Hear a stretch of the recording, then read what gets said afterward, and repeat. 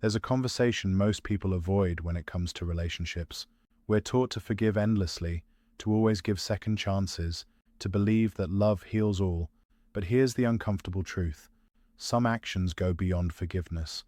Some behaviors are so destructive, so dehumanizing, that to stay is to sacrifice your soul. To forgive them isn't compassion, it's self-betrayal. This is not about promoting conflict. It's about drawing the line between healing and harm, because love isn't supposed to destroy you. 1. Chronic deception. This isn't about harmless white lies. This is about systematic dishonesty, lying about money, whereabouts, who they're seeing, what they're hiding. A person who manipulates reality is telling you your version of the truth doesn't matter. They build false worlds and expect you to live in them. Small lies are stress tests. If you let them slide, you're training them to lie bigger. And soon, you're not in a relationship, you're in a performance. 2. Humiliation, disguised as humor. The partner who mocks you in public, who turns your vulnerabilities into punchlines, who rolls their eyes when you speak, interrupts your stories, and laughs at your goals. If someone's affection comes with a laugh track at your expense, it isn't love. Contempt is the single strongest predictor of divorce. When someone stops respecting you, the relationship is already rotting. 3. Emotional blackmail.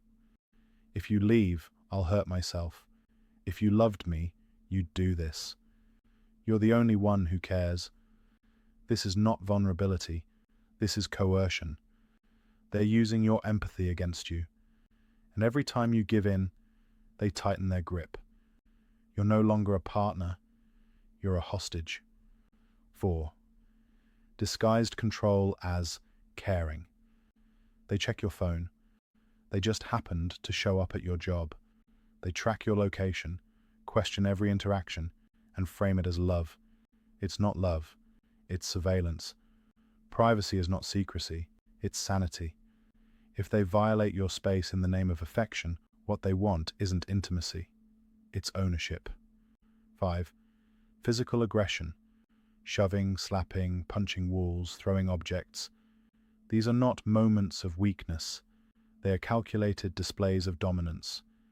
And they escalate. They control themselves just fine around bosses, police, strangers.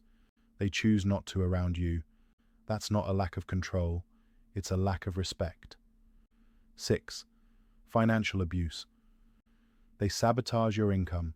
They spend recklessly and expect you to pay. They exploit your generosity and guilt you for setting boundaries. Money is not just about bills, it's about freedom. When someone controls your money, they're trying to control your future. 7. Strategic isolation.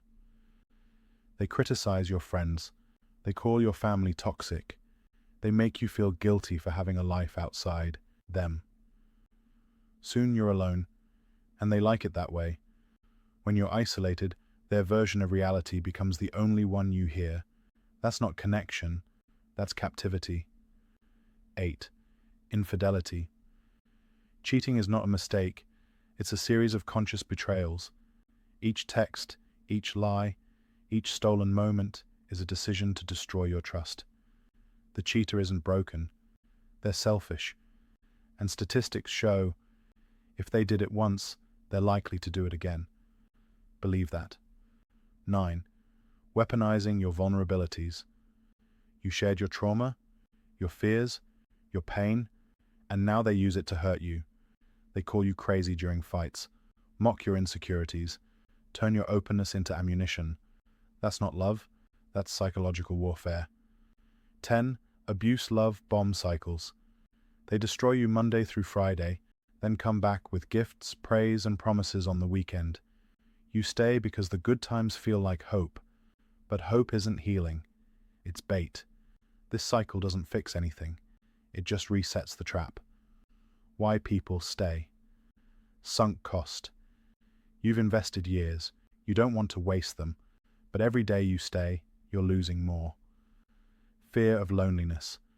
but being alone isn't worse than being destroyed. Normalization.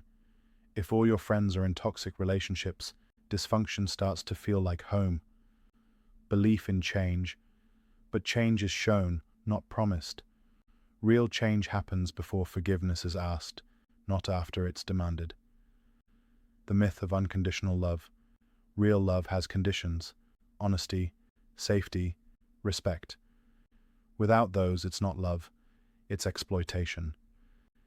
Here's what healthy looks like: disagreements without degradation, privacy without secrecy, support without control, love without punishment, boundaries without guilt. If that sounds foreign, it's time to rewire what you've been taught to accept. If you're in it, you're not weak for loving, but you're powerful for recognizing when love becomes harm. Document what's happening. Build your exit quietly. Speak to someone you trust. And know, leaving isn't failure. It's the beginning of resurrection. And if you're the one doing this, you are abusive. Love doesn't look like domination. Your pain doesn't justify causing more. Get real help or set them free. You only get one life. Every day spent tolerating the unforgivable is a day stolen from joy, peace, and real partnership. You don't need permission. You don't need their agreement. You don't need one final closure conversation. You just need to decide you're done forgiving the unforgivable, and mean it.